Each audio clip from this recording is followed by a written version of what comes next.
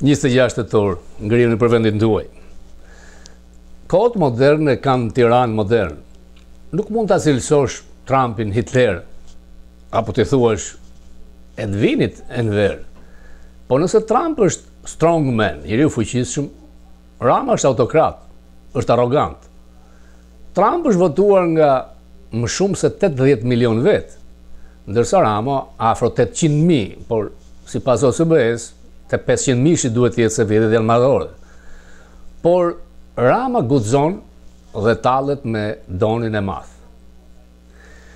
Ka filluar të bëj autokritikën e si Kadrea Zbiu duket, është fat i madh që erdhi nga Zoti Trump, unë nuk jam tallur, por Trumpi është akmarrës, pa diskutim.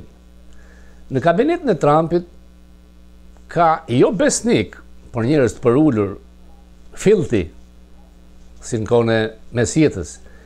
Rama ka mediokër, anonim, por ama mjeshtra abuzimi skajor.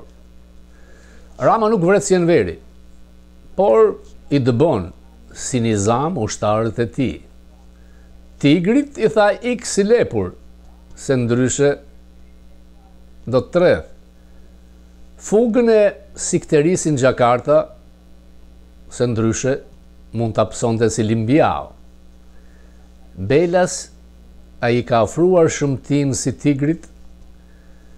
Çfarë meritash pati ish punonjësja bashkiake të hip në pozita baraz me, e mbani mend, zëvendës kryeministrin e parë Abdyl Klezi i kohës së etërve të tyre.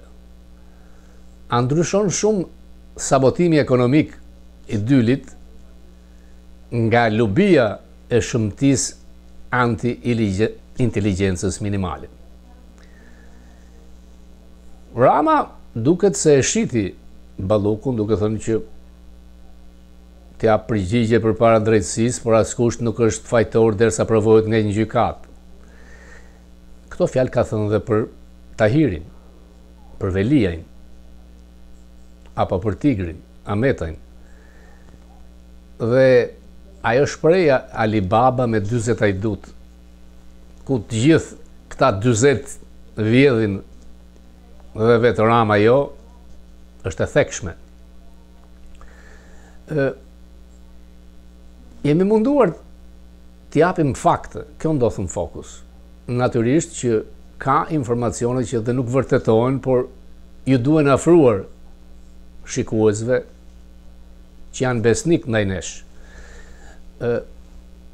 Ai lajm që nuk është rastësi që është në Zvicër, ku është dhe Tigri, i cili ka një zyrë avokatore për kërkuar azil politik atje, për të shpëtuar hakmarrjes së Ramës. Dhe janë kontaktuar me këta avokat, tregon diçka. Në qoftë se merr garancinë nga Rama që nuk arrestohet, aty do të vinë në Tiranë. Në qoftë se jo, Tigri mund të ketë dëçitën apo një leoparde, një dhelpër që kërkon të ik nga tymi i madh i spakut që me fakte duket që është kontrolluar nga Rama. Askush nuk mban përgjegjësi për babain, xhaxhain, gjyshin. Ndaj edhe zëvendës kryeministrja nuk duhet, e ka që thonë që pse i përmend dhe bën. Por gjyshi im në lindur në Stamboll, gjyshin dhe varrin e ka në Lushnjë, nga etret e gjyshit atyre që mbajtën peng Shqipërinë dhe po e vjedhin në mënyrë të babzitur. Bota ka pasur gjithmonë syt nga ky vend ku unë jetoj, nga Amerika për parimet e demokracisë, luftën ndaj korrupsionit, luftën ndaj autokratëve, tiranëve, vjedhësve të korruptuarve. Por bota në ndonin e madh po ndryshon.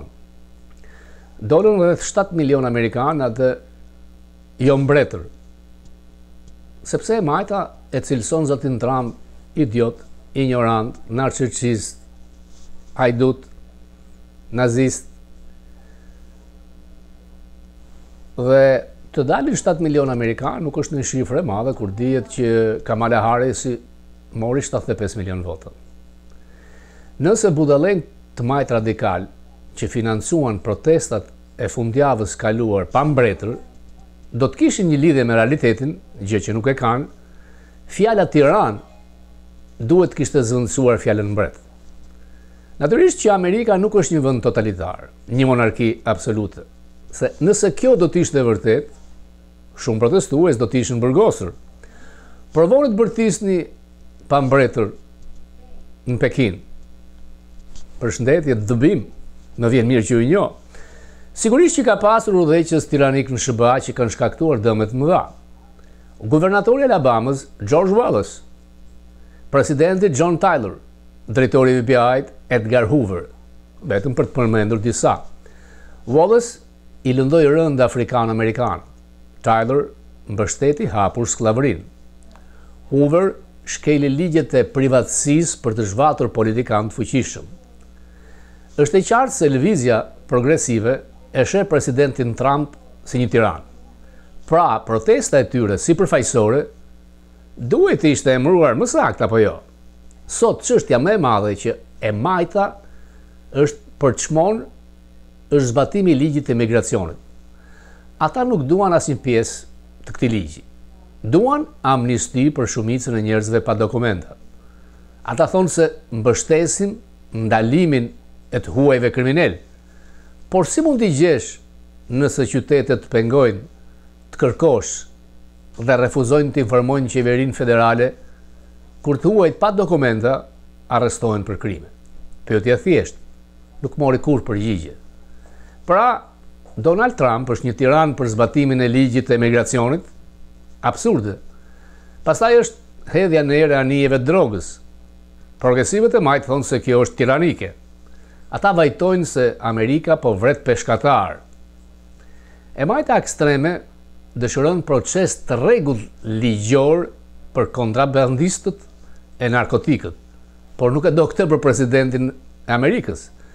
Për të majtën këtu ai është Hitleri, kaq.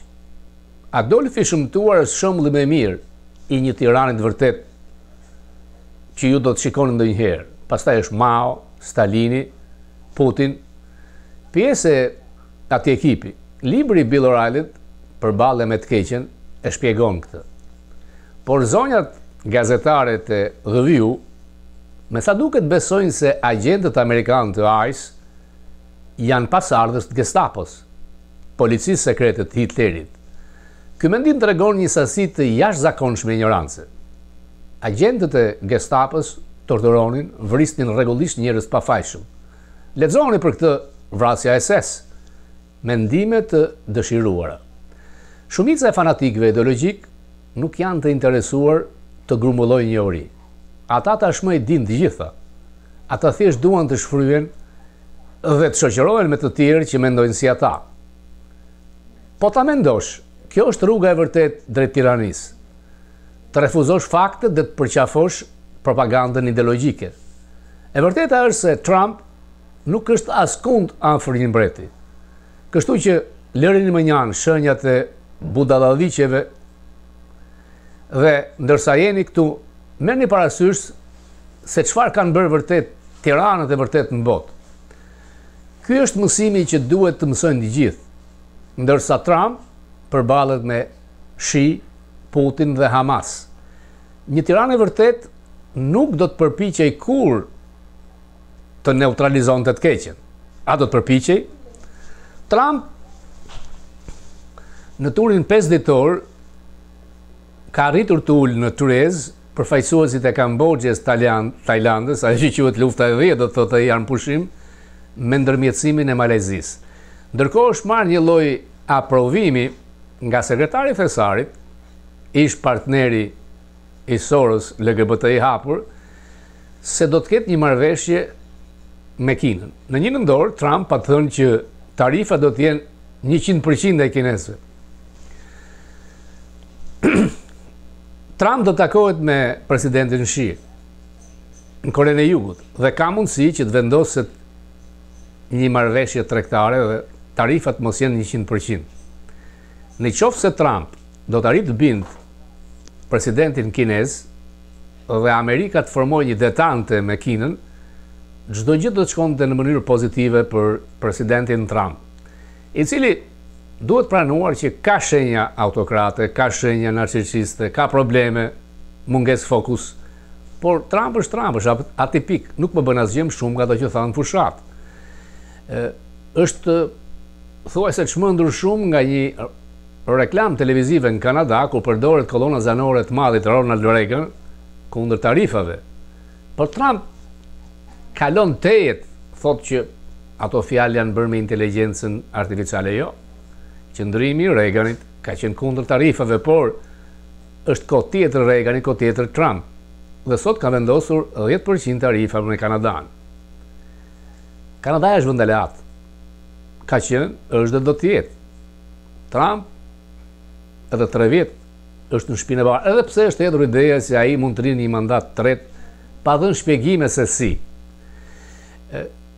Ka ndodhur diçka tjetër, po ndërton një ballo vallëzimi të madh tek shtëpia e bardhë. Natyrisht që kjo prish arkitekturën. Flitet për $200 milion, djetha $300 milion. Por Majta nuk thot që Barack Obama ka shpenzuar $376 milion për rinovimin e shtëpisë së bardhë, paguar nga buxheti. Trump këtë radhë me donacione.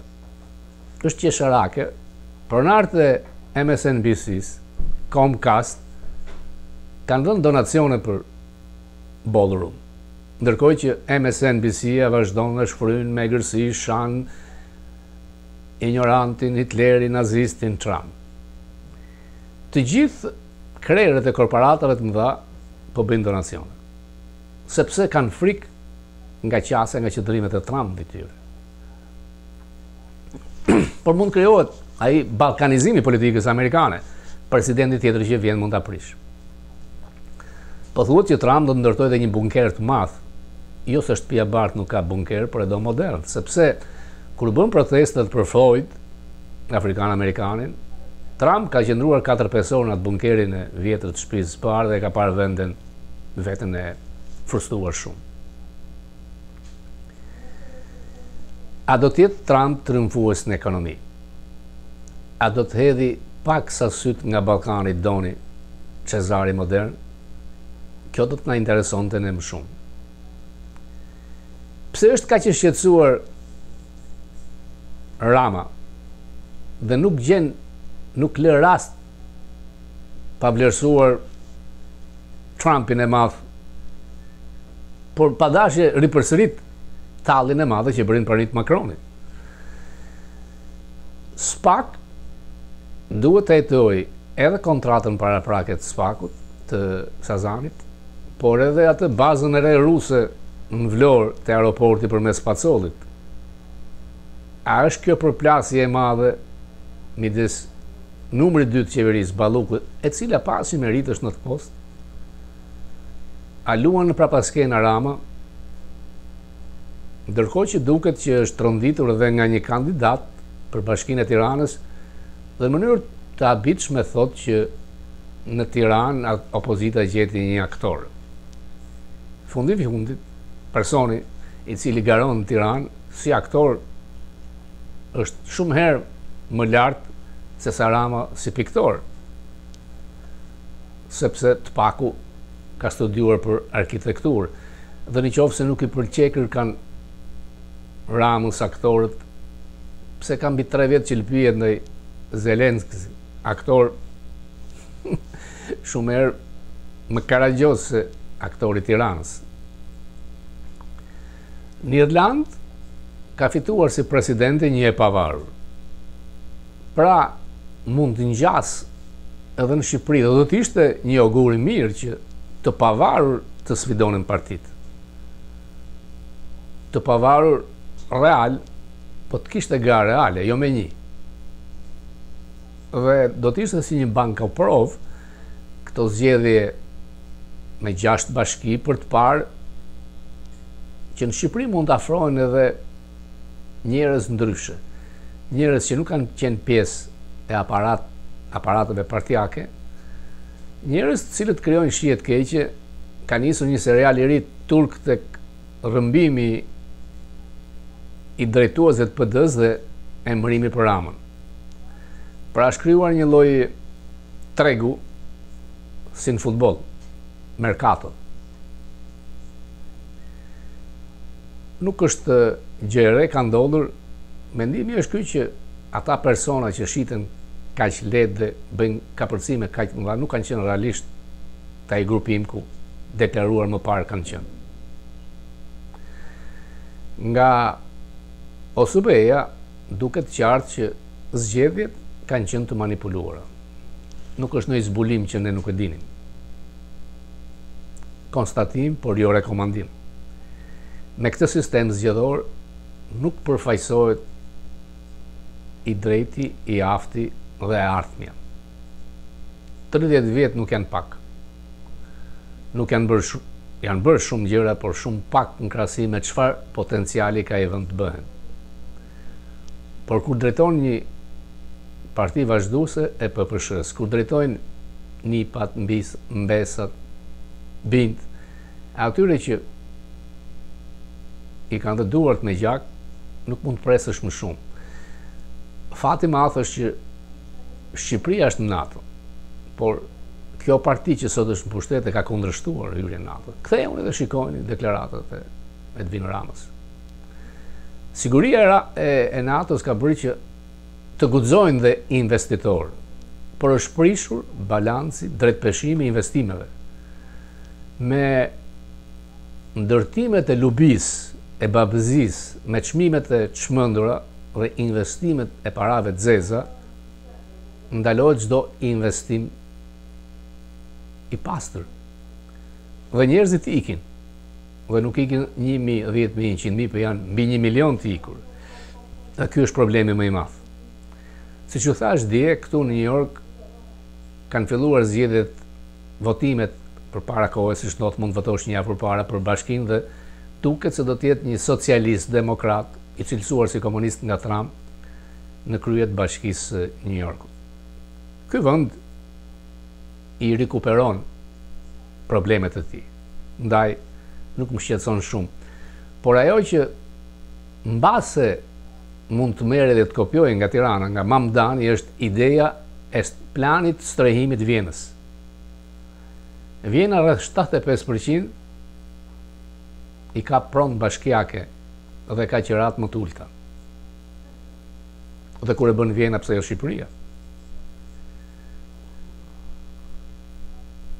Natyrisht që kemi hyrë një sistem që është tregu i liri, ndërmarrja, sipërmarrja e lirë, por në Shqipëri këto rregulla loja i prish balluku, i prish pacolli, mane, oligarkët dhe kullat pasens të Ramës që dihet që aksioneri fshet është vetë ai. Me parat zeza, me parat pista nuk ka të ardhur të pastër. Dhe shqiptarët do të vazhdojnë të ikin. Ky është problemi më i madh. Nuk ka rëndësi se sa vite të tjera do t'i Rama apo sa muaj më shumë. Por Alibaba me 40 ajdut nuk ka më argument të qëndroj. Kështjella e tij është për rërë në themel. Dhe çdo ditë i bien, i hikin. Dhe çuditërisht shkojnë në Zvicër. Zvicra dhe Vjena i thith. Në Vjenë janë arkivat e ish partisë punës. Drejt Vjenës dhe Zvicrës ikën ato kuti me flori që thonin në vitit 91, me go. Përse shkojnë në Zvicër, aty ku kanë llogarit me miliona e miliona dollar, por nuk e din që jo kanë thënë sa herë që vinin këtu me pasaportat tuaja, kanë qenë në survejim. Dhe shumë thonë që nga i kabinet, nga njerëzit afër Ramës, kanë dosjet mëdha nga FBI. Ju falenderoj.